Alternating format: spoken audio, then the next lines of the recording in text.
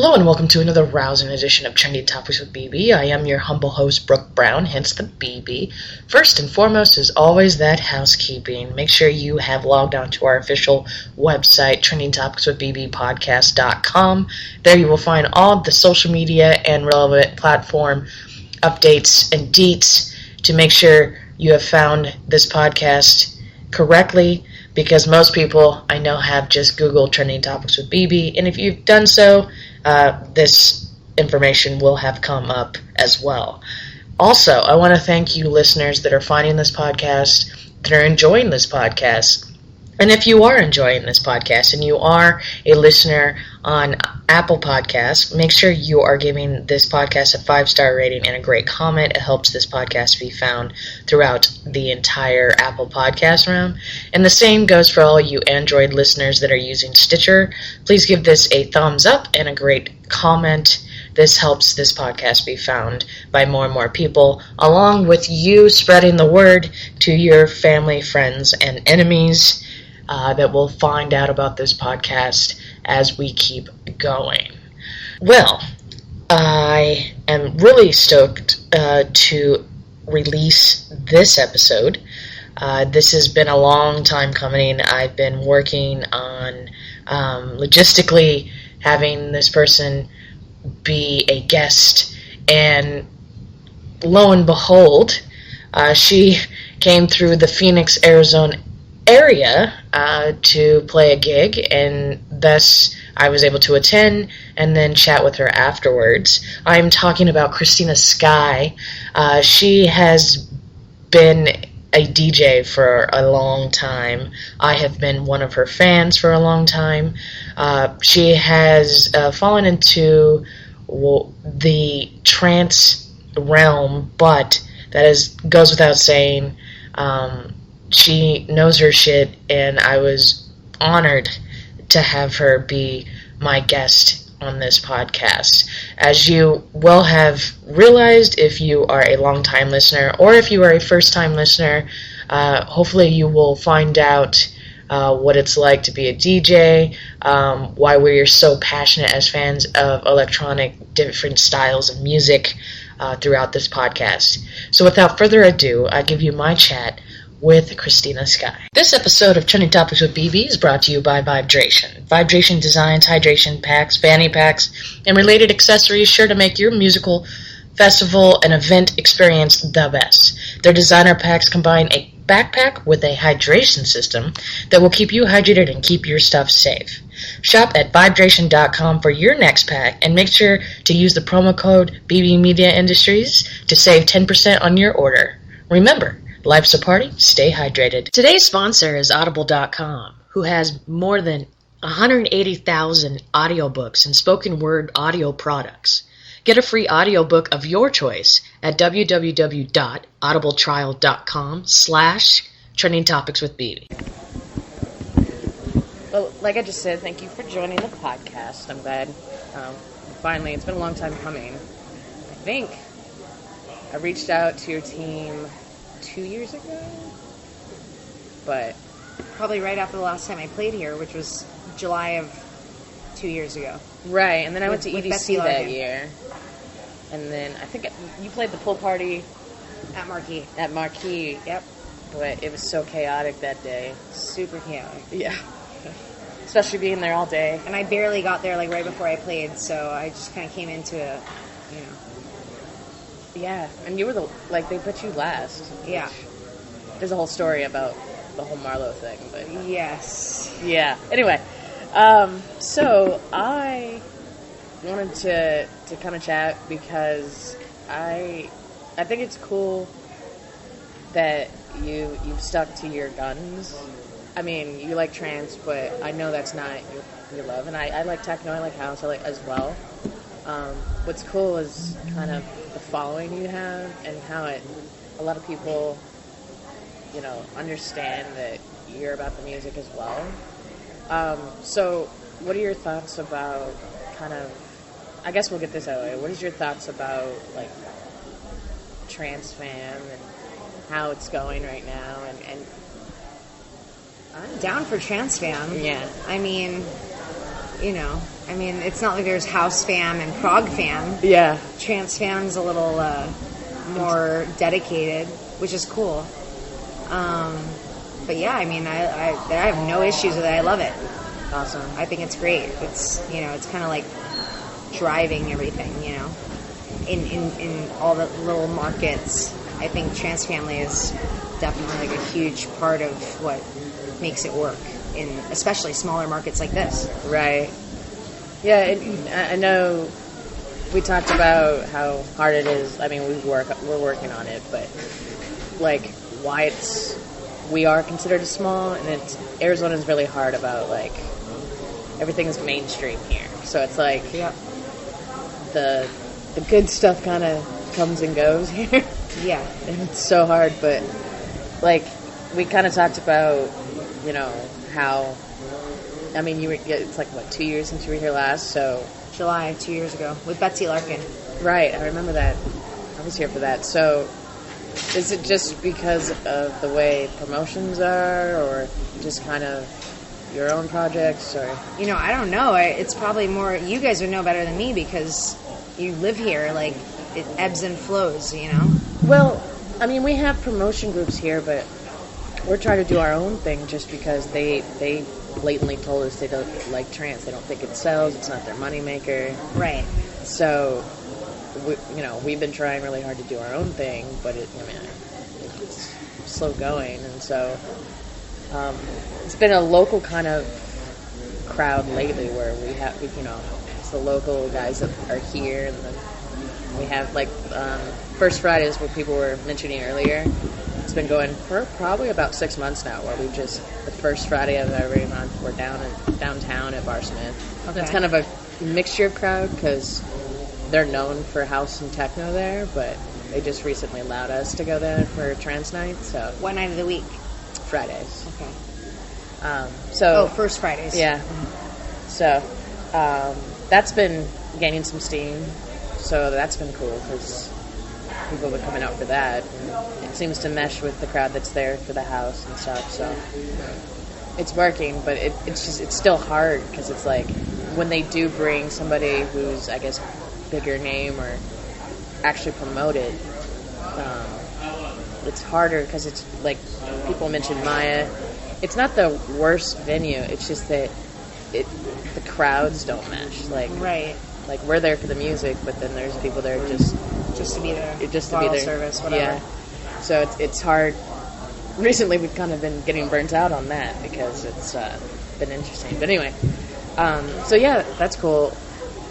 Another thing, I know you mentioned, I mean, you were in Europe for Luminosity and stuff, so going forward, I know trance is your first love, but you like to expand, and I know that it's not going to be the same, so going forward, what are you looking forward to? Anybody you want to collaborate with? Well, I am collaborating right now with a bunch of people. Some I can't mention, but I just yesterday was finishing a track with Roger Shaw. Awesome. I was supposed to be there for that show a few weeks ago because I went to Aduna Beach and then. Oh, for the OC show. Yeah. Yeah, we missed out. It was pretty crazy. Well, Aduna Beach was crazy, and it wore us out. Yeah. I felt bad because I was going to come see you, and then. It was packed. It was packed. I've never seen Circle like that. Honestly, I played there a few times. But it was interesting because Aduna Beach was, essentially sold out or whatever, but then we were sold out. So there was enough people that had the energy to keep going. It was a really good show. But I've known Roger for a really long time, and we've just now started kind of like working more closely together. Awesome. I think a lot of people don't really know. I feel like there's a lot of people new to trance, which is cool, but I feel like a lot of people don't even know who Roger is. And I feel... No, you're totally right. I mean, he was kind of gone for a minute. Artists come and go, or there's things that happen, and now he's kind of like back, full force. And I think it's interesting because, a lot of the newer fans can find out who he is, and I've been seeing the reviews from his shows, and they're going, it's going very well. Like, people are really into what he's doing. So that's awesome. Yeah, I don't know. It's tough. A lot of artists come and go. They take a break. They come back. Roger's always been there, but there's like these cycles that happen, and now he's back in the loop, and now a lot of new people are discovering him.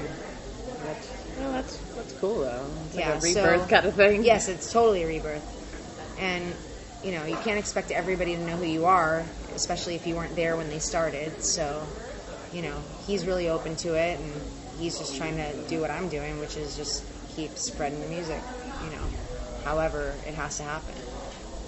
And what are your thoughts on, like, there's still a lot of, like, a few and far between women in, like, trance? I mean, there's Nifra and a few others, but it's like the boys club all the time. I don't even know what to say about it. I mean, I wish I knew the answer to why it's like that. The schedule is grueling. I don't know if women are just not into that schedule, or it's not like we're in like a weightlifting competition. Right. It's not like girls aren't on an even plane, kind of. But there's obviously something going on because it's 98% men. So, yeah. I don't know. There's a lot of theories, I don't know if it's because we're biologically wired to, have children, and a lot of the girls that get started, like I've known several girls that they started and they were doing well, and then they had a kid, and then they just had to kind of do that, Mm-hmm. The few girls that are like touring like me don't have kids. I mean, that's like the common denominator. I don't know any girl that's touring that has a kid in our genre. There's a couple in techno. So I don't know. I wish there was more, but I don't really know how to. It's also like a technical thing, and men and women are wired differently. Like, that's just a fact, right? So it's all guesses, but maybe there's less women that are technically inclined or technically driven, and it's a big part of it now. So if you're not into technology and staying with the times, maybe it's hard to be a DJ. I don't know. I've been doing this for so long that I can't really even say like what's going on, Mm-hmm. But ever since the beginning, there was always less women. Right. Interesting. I feel like there's more now, but it's like really slow going. So I encourage it, but at the same time, I'm not exactly sure, why. I wish I could put my finger on it, but I don't know. You have to have a really thick skin, and not to say that girls don't have that, but it's not like an easy industry to be in as a woman. I was just curious because you don't hear about a lot of women who are to this day. It's just kind of, there's a few out there, but it's just interesting because it's... Well, like in tech house and techno, they're very accepting towards women for I don't know what reason, but for some reason in trance, and in progressive, I feel like it's non-existent. Like, I can't even think of a progressive, except for Sandra Collins. And she's been doing that as, forever. Right. But aside from her, I don't know anybody else that's in progressive that's a woman. You have Nicole and Nina Kravitz and, these other people that are in like the techno arena. And it seems like the men in that genre, for whatever reason, I have no idea why, are more open to women being part of it. But for some reason in trance, I don't know. It's not as supportive of women. A lot of the women in trance are vocalists. Right. Yeah, that's true. And even they, like, you know, it's not easy, you know. It's a Right. battle to get your name on the record. Yeah. It's a battle between featuring so-and-so female artist or male DJ, producer, and female artist, you know. Right. But it is starting to change a little bit. I mean, I see more male artists and female artists now than ever before. Yeah, I've seen a lot of releases lately. But for a lot of years, it was, you know, the female wouldn't even get a mention on the record except on the back end. You had to, like, look it up on these crazy websites. Leave the liner notes back in the day. Yeah, you know. So, but that would probably be a better question for guys. Whether they would be honest about it, I don't know. Yeah. But I'm not really sure why it is that way. Yeah. I just think, I mean, I love this music most of my life, so it's just seen less women over the years, and I've always wondered why. Yeah, and that was kind of, maybe it is because, like you mentioned, about families and schedule. Schedule is not, like, for the faint of heart at all, you know. I don't even know how some of the guys do it that do, like, way crazier schedules than me. I, like, literally have no idea how they handle it. You know, there's a lot of times where I'm just like,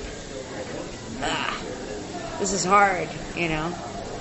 Yeah. Little sleep, especially if you're not doing drugs and you're not, like, partying all the time, you know. I don't know. I don't know what it is. It's like a big freaking question mark. But I know that there's more girls doing it now than ever before. So that's, like, the thing that I am happy about. So hopefully it'll be on an onward and upwards Yeah. trajectory. It has to be. Well, I know you have people you're going to meet. I don't want it to go too long, but let's talk about the Groove Cruise. It's like, I've been trying to go on it for years. Work has gotten in the way, or family has gotten in the way, and so it's just I've had to cancel twice in the last 2 years when I had already was booked to go. Thwarted. Yeah, but you're not the only one to tell me how you get addicted to it. Like, once you go, it's like you have to go to everyone from there. Is it just completely different than any other event out there? I mean, there's so many different types of events, but... Yeah, I mean, it's not like any other festival, you know. I mean, it's a cruise, obviously, so that makes it different. It's on a boat. Yeah. That's different. But, I mean, they were like the original party cruise. So all these other ones that have popped up, I won't get into names, but they're all just trying to tap into what Groove Cruise has been doing for 15 years. Right. You know, and... you can have a lot of money and a lot of power, booking power to get whoever, but it's hard to, like, replicate what Groove Cruise has built. I mean, because it was a really, like, organic thing when they first started it. It was like, you want a cruise where it's better music than...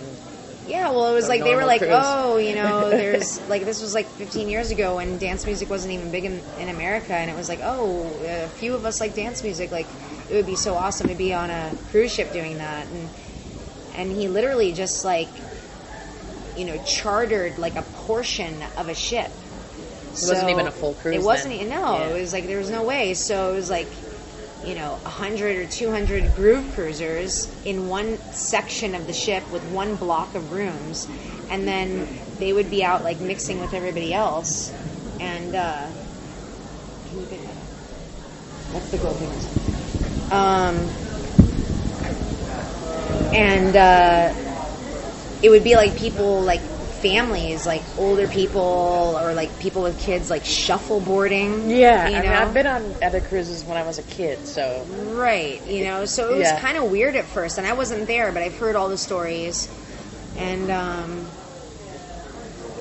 it just kind of slowly grew, you know, like year by year, cruise by cruise, and then, like, finally when, like, the U.S. started to kind of blow up with dance music, they were right there. Yeah. And they've grown since then, and now they, instead of chartering a section of a ship, you know, they have the entire ship. And there's something pretty crazy about when you get like 2,000 to 3,000 people on a boat in the middle of the freaking ocean, listening to all sorts of different dance music. And they do these themes.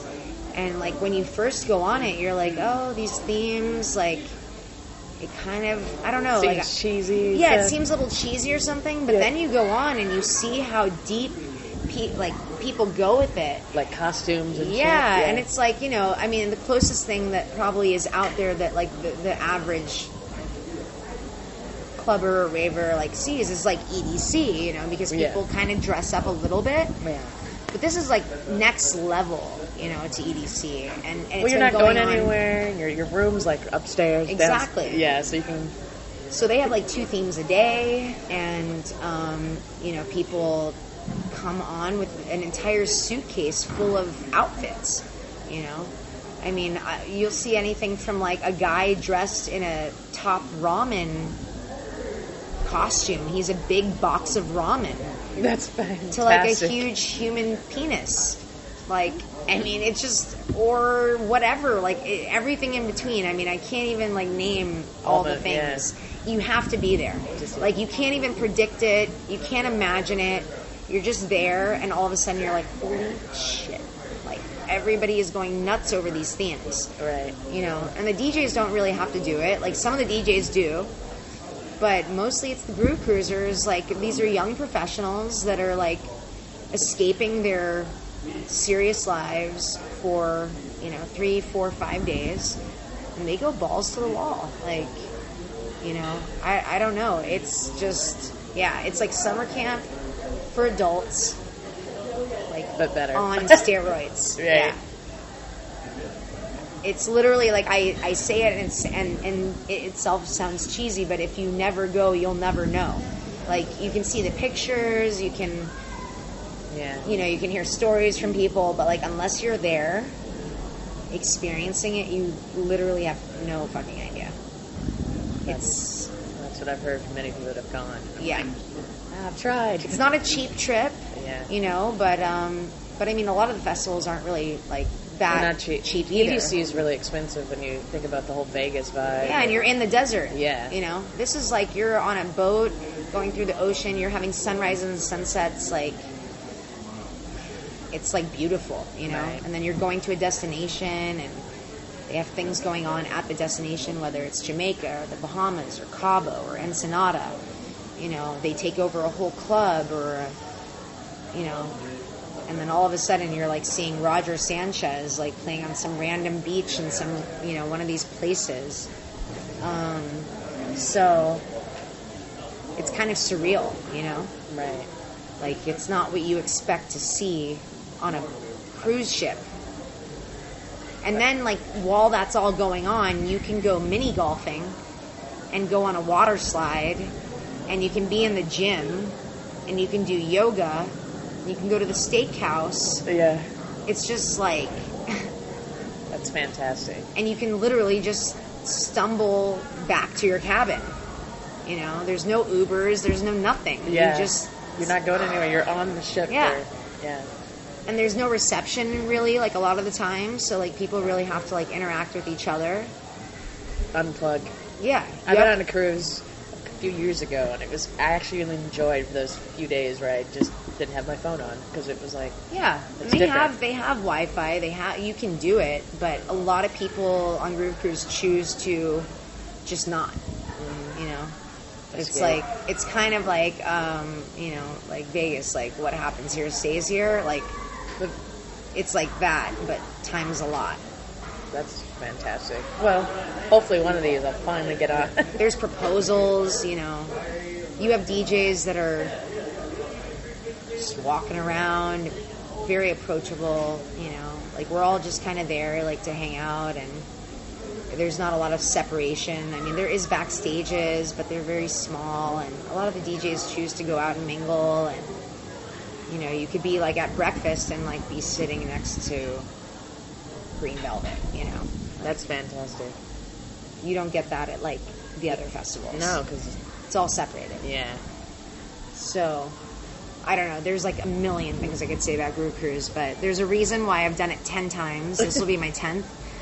And, I mean, I had never even been on a boat, like, before that. Right. Before my first group, because I had no idea what to expect. But do you after prefer the first West time, Coast or the East Coast one? they're just different. Because I've heard people have preferences, and I'm like, it all sounds like gravy to me. So. They do. I mean, it all depends on the lineup for the specific, for the person, I mean, Miami tends to be a little more like house heavy, just because that's where it was born, and, but it's not even, the music is important, but it's like not even totally about the music, the music is kind of like a second thing. It's just being on a boat with people you enjoy being with around. 3,000 crazy people all dressing up, totally letting loose, really not a lot of rules. Everybody's really like behaved, yet totally out of control. It's like weird. Yeah. I don't know. It's like, it's unexplainable. You have to go there. It's crazy. And this year's the 15th year, you said, of their anniversary. Yeah, it's their anniversary. They've been doing it longer than I've been playing it, so. That's awesome. Well, great. Well, I don't want to keep you any longer. I know you guys have to go to your. So, moving forward, what do you like? Because my big thing is like when people talk about certain genres leaving and coming back. To me, I never stopped listening to trance. I never stopped listening to techno. Right. I mean, I listen to all kinds of music, but it's not like I ever stopped listening to like. So, do you think there's, because of the way dance music has exploded in the U.S., do you think it's just there's certain people that, because I've heard trance is a different genre compared to a lot of other genres in dance music. In what way? In terms of passion and actually there for the music as opposed to the fame or the money. I know money's Listen, I know it's a music business. It's a really romantic thing to think that the trance world doesn't care about fame, but that's a total lie. There's people in every genre that are fame whores, sorry to say it. Right. And there's people in every genre that are there for the love of what they're doing, like it's I would love to say that trance is like less, fake than others, but that's not true. I mean, the reality is that there's a bunch of people spread throughout the whole thing that are doing it for the wrong reasons, and there's a bunch of people that are doing it for the right reasons, and it's really like up to the fans to kind of source that out, like to feel that out and figure it out, Right. I mean, there's a lot of very passionate fans of trance. I feel like maybe the fans are more passionate in trance. Okay. But I wouldn't necessarily, give it to the artists. I mean, I'm not trying to, whatever, but, I mean, I've met people across every genre that I feel are in there for the wrong reason, and I've met them across every genre that I feel are in it for the right reason, So, I don't know. It's kind of tough to nail it down to one. Yeah, it's interesting. I'm just who has told you that is the question. Where has that come? Not who specifically, but where has that come from that you've heard that? I've heard it by other people who have been in trance from the beginning. That fans? No, I've artists. Heard artists that. I mean, I've heard kind of the same. It's kind of what you said, more about the fans being passionate. But I've also heard that, like you said, there's some that are in it for the right reasons, some that have stayed true. Not to mention any names, but I mean, the fact of the matter is before dance music became commercialized in the U.S., around 2010-ish, right? Anybody that was DJing, it didn't matter what genre you were in. Anybody that was DJing before the explosion was in it for only the music. There was no money to be made at all. Not only was there no money to be made, but you were spending money on vinyl, on hardware for your studio. There wasn't, Logic, Cubase, Reason, blah, blah, blah, soft synths, all the software that... Yeah. It was like, back then, you needed to be seriously committed to whatever you were doing. You had to spend a lot of money on it to get into it. And because of technology, it's made it very accessible to the average Joe or whatever, which is great because you have these awesome artists that are coming out of like the freaking woodwork that they couldn't afford the hardware, they couldn't afford the vinyl, but now they can, they can just get a computer and whatever. But at the same time, you have these people that are also coming in that because they don't have to invest anything, it's very easy for them to try to do it.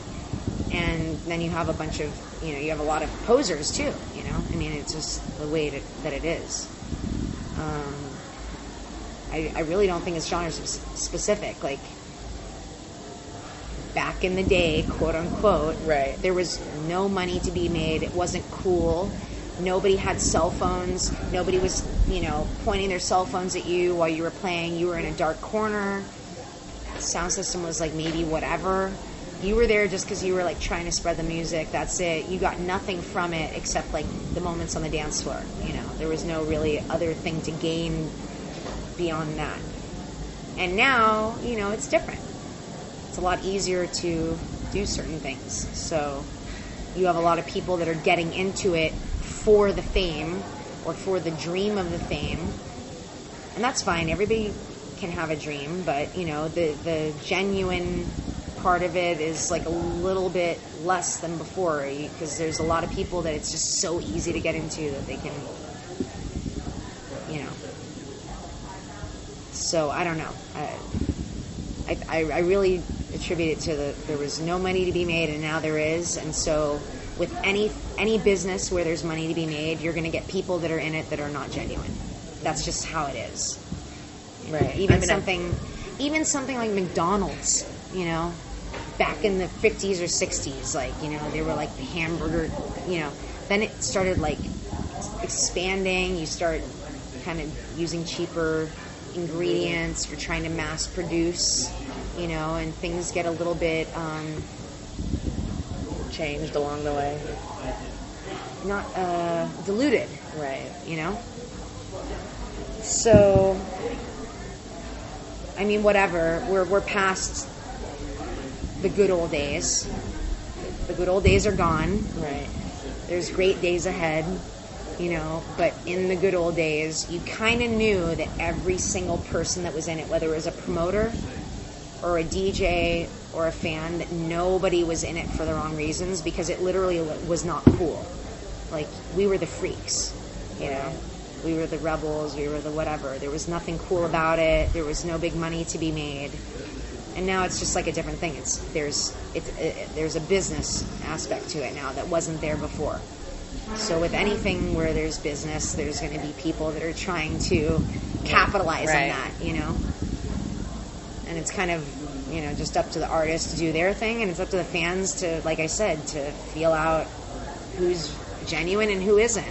And who knows, maybe it doesn't even matter if you're genuine. I have no idea. There's lots of artists that have their little things, their gimmicky things, and it works.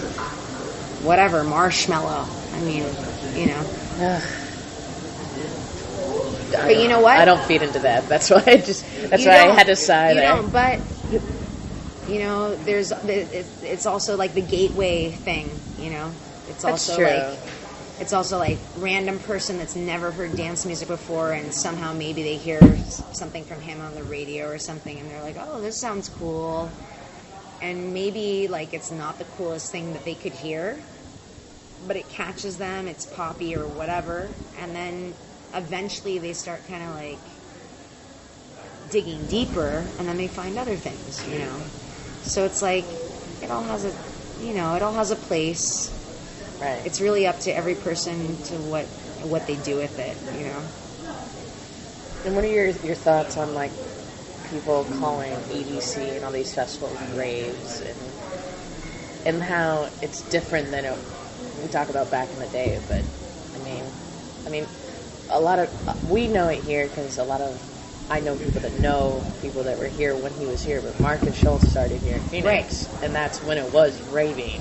Right. He had a record store here that he started way back in the day. And so, like, that's people now that are new to dance music are like, oh, I'm going to a rave, but you're going to EDC, which is totally different than It's in Vegas, you know what I mean? Well, it's like Operator, you know? It's like somebody said, oh, it's a rave, and then they're like, oh, yeah, I'm going to a rave. I mean, it doesn't make it true, but it is still ravey. I mean, EDC is still ravey. It still has ravey elements to it, but it's also corporate. But every other festival is corporate, too. Most of them. I mean, even Burning Man. Yeah, Burning. Yeah. You know? I mean, even Burning Man, it's like now there's a wait list, and you have to, you know, and it's like who you know, and can you get a camp? You know, this is just what happens when any little cool thing is discovered. It's exploited eventually. That's just how the world works. You know, there's no little hidden secret that stays hidden forever. So it's kind of the nature of the beast. You tap into what you want. You know, there's no big deal if there's really commercial festivals and people that are fans that have heard it on commercial radio and they go there because of that. Because again, like I said, eventually they usually seek out a little bit more, and maybe they find, you know, underground psytrance or, you know, old school progressive trance. You just don't know. You know, it's kind of like out of our hands at this point. It's like a beast that's just blown up, and people tap in and they do what they want with it. Awesome. So I don't know. EDC is just an example, but I mean, EDC was one of the original raves, so you can't take away from that. It's just no, it's just not you personally, but you know. I mean, I've attended EDC, so I'm not trying to. I'm just getting at like people in their terms and kind of. Well, they don't know, but you know what? How can they know? You know, if you're a noob in the scene and somebody told you they're taking you to a rave and it's EDC Vegas, I mean, you don't know anything else. You know, like so. You eventually figure it out as you put time into the scene, you know. If you just are like a person that comes to a couple shows and you go on to other things and whatever, you know. But like once you put time in, you kind of start to figure out like what is what, you know. So, and there's like ravey parts about EDC. There's the main stage, and then there's all these other stages that are obscure and whatever. So, I don't know. It's tough to say, but I think it's all good overall because there's more people now than ever that are listening to dance music. And this is what the DJs in the dark corners envisioned. I don't know if we envisioned it, like I was part of that, and it was like we just wanted to spread this music that we loved to people that didn't know it. We weren't really thinking about like what could happen with it, you know? So it's kind of like this thing that happened that it's a little different than maybe what we thought it was going to be. But at the end of the day, there's more people listening to it now than ever. And eventually those entry-level people, the people that start out with EDM, which is, you know, kind of a fake moniker. Yeah, it's like, you know, in the MySpace days, let's go way back. Yeah. Very early in the MySpace days, you could put like a little tagline or whatever. And my tagline was electronic dance music is a lifestyle. And the reason that I put that was because in America, nobody really knew about dance music. So I was kind of trying to describe to them what EDM is. Just so you know, it's not just techno, quote unquote. Yeah. It's electronic dance music. And it is a lifestyle. You know, and that was like my thing. And then all of a sudden, like 10 years later, after I had that tagline, EDM, quote unquote, became a genre. It's not a genre. But, you know, like, what are you going to do? Right. You know? So eventually, if people stick around long enough, they figure out that that's kind of like a... Because I remember back then when we didn't really have a distinct difference between subgenres. Like, I never... Back in the day when I discovered it, I never was like, oh, this is trance, this is techno. I was just like... Oh, because everything was blended. Yeah. I was just like, you paid attention to who the artist was and the track. Yeah. I mean, it's still paid attention to now, but less, in my opinion. Because back then it was like, okay, this is a Paul Oakenfold record. This is you know what I mean? Well, yeah, and they played everything. Yeah. The lines were very, very blurred back then, you know. I don't know exactly when it became so divided. Maybe in the mid-2000s. for America. I can't really speak for Europe, but yeah, it was very open back then, and DJs could play a drum and bass record and a house record and a trance record, and they didn't even know what the hell it was. It was just good music. So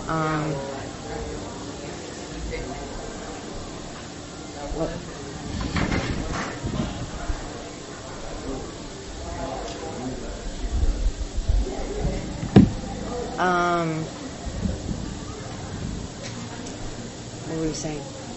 Oh, just kind of Distractor. The ultimate distractor. You have a phone? Yeah, we Yeah. Remind me. No, well, we were just kind of talking, different how it was in genres. Oh yeah, right. How it didn't matter. Yeah, the Yeah. lines. Yeah, I don't know. I mean, people, want to be part of like a group. It's kind of like the natural thing to do. I think now, like at this moment, the lines are kind of becoming a little more blurred again. It may not seem like it just yet, but you have, I'll just throw a random example out there. You have a Nina Kravitz playing Energy 52 Cafe Del Mar, pitched down, in Ibiza or wherever it was, and all of her quote-unquote techno fans are like, oh my god, what is this record, It's like, oh, haha, it's a trance record, slow down. Yeah. You thought you hated trance, but you actually don't, So I think everybody's becoming a little bit more open to, like, kind of playing from other stuff. I think from, like, 05 to 10, it was kind of very divided. Do you think it's because, generally sets are a lot shorter than... That's a problem, unless too. it's an open to close. Totally. Like, obviously, I got a tattoo because of 11-hour open to close I went to. Like, and the journey you go on. I mean, like... Yeah. The journeys are gone with the festival sets. It's all about packing in as many DJs as they can. 45, 55, an hour and 15-minute sets. So I think DJs kind of feel a little more constricted. And you can't really do as much. You can't go as broad as you would maybe want to in an hour and 15 minutes. It's like technically just not as possible. It's possible, but it's not as easy as if you have a 3 or 4 hour set. You can really go on a journey. Right. So, yeah, I think people kind of had to pick a lane, Some of my closest DJ friends that I won't, whatever get into, but they've told me they're much bigger than me. They're like, you got to narrow your sound down, because people like can't handle this broad like spectrum. And they might be right. I have no idea, but I don't come from a place where I was ever restricted like that, So for me, I'm just still playing whatever, kind of like you said, like the old PVD, open chord, whatever, Matt Derry, whatever is good, play it, figure it out, whatever. But the festival sets are definitely limiting to the artist's like actual like creative vision. I mean, I guess because I've listened to a lot of sets and seen a lot of sets on YouTube and stuff over the years, you can see the difference. Like, if you watch it on YouTube or something, you can see how, people they're just up there, and it's like, sometimes I see them be like, oh, I wish I could play this record, but I have to play this record. Right. Because this is what's on the radio right now. Yep. Or... You're expected to play certain hits of yours or whatever. I mean, for me, it's different because I didn't come from a producer background. I came from a DJ background, so for me, I'm not like limited to playing just my own tracks. Like, I just play whatever is great. But like a lot of producers turn DJs, like, the tracks that made them famous or that made them well known. They feel like they have to play those records, even if they're 3 years old. And then if they don't play them, they get a lot of shit for it. it's like you can't really totally win. So I don't know. There's no rule book for this. You know, you kind of gotta like just feel it out for yourself. Because I also, I mean, you've mentioned it, but I don't know. I've experienced it, the transition in Vegas itself, when it's not like an EDC. How back in the day, Vegas used to be where you would kind of go in the U.S. and it didn't matter. But now it's such a money-crazed place that it's about residencies and like who's playing. Because I remember when I saw DJ AM there before he passed, and he just played whatever he wanted. He didn't care, and it was not. Well, because it wasn't all reliant on like bottle service and whatever. And I mean, it still kind of was beginning then, but again, not he like was, now though. Yeah, he was just all about that open format. I'll play what I want. I'll play what I like, and it was probably one of the best sets I had ever witnessed in Vegas because it wasn't kind of like the 15-track thing that was happening at the time. Totally. I mean, I remember when I played Marquee when they first opened, and they literally said like, I was playing like one of the first opening nights at Ferry Corson, and they said you need to play all vocal tracks. Every single track has to be a vocal, and I love vocal tracks, but I don't typically play every single track vocals, like you know. But that's like what they wanted for whatever reason. I had to do it, and other DJs I'm sure are in the same boat that I was. You know, you're given kind of this direction, you have to do it, and otherwise you don't get to come back. So you have to kind of find the balance of like making the promoters happy. They're the ones paying for it, they're investing in it, but then you also want to make the fans happy, you know. So I don't know, I think the DJs that do the best, they're the most successful, I guess, in a sense, not money-wise, but like crowd reaction. I think that they're the ones who figure out how to satisfy both, you know. Because you can be like a badass and just play your set, but then you like won't end up back at that venue, you know, because they wanted something else. So you have to kind of float between the two. You have to find a happy medium. Yeah, I noticed that a couple years when I saw Armin at Omnia. Yeah. And he played Snoop Dogg. I was like, wait a minute. Right. Am I at a Snoop Dogg? Oh, wait. It's Vegas. Yeah. And the crowd went wild, and I was like, obviously you don't even know that this is Armin van Buuren. Right. And he's known for trance. And so I kind of looked at my friends. But maybe he plays the Snoop Dogg, and all these randoms that don't know dance music are like, oh, Snoop. And then the next record is whatever, something totally not pop. And then they're like, oh, I like this too, you know? So it's all about, like, kind of reeling them in? Yeah, hook, line, sinker, whatever, you know? Like, you try to just throw out these lines and you see what people respond to. And it's really a crapshoot.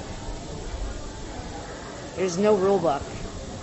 There's no thing that's like, here's how you become a famous DJ. I know. You know? It's just curious. It's here, you know, as a fan, sometimes we have our perspective.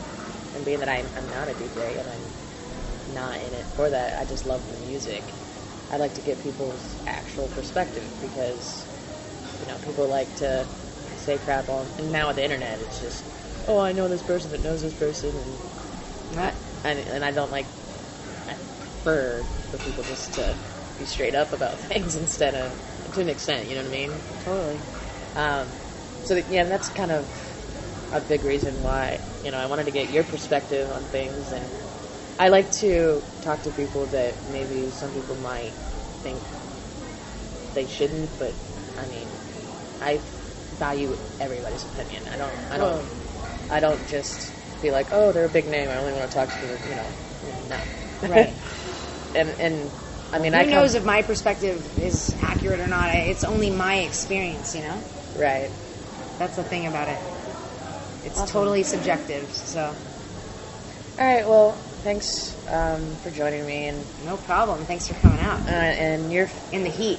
Yeah, well, I live here, so as much as I don't like it, I'm used to it at this point. Right. And if I'm going to see trance, I go for trance, and I go to support people who I support. So. Well, we appreciate it. That's the one thing I will say about trance is that there's not that many people that show up that are like there to be cool, because it's not, you know, typically the cool about genre. That. Yeah. Yeah. So you know, it's not the trendy genre. Although sometimes it is. It, you know, depends. So we appreciate it. Awesome. And so you're found on Instagram at Kristina Sky. everywhere. Yep. Everything is pretty much. Facebook is Kristina Sky Official, Instagram Kristina Sky, SoundCloud Kristina Sky, Mixcloud Kristina Sky. Cool. Awesome. Twitter Kristina Sky. Awesome. Yeah. All right. Well, thanks again. No problem. Thanks, man.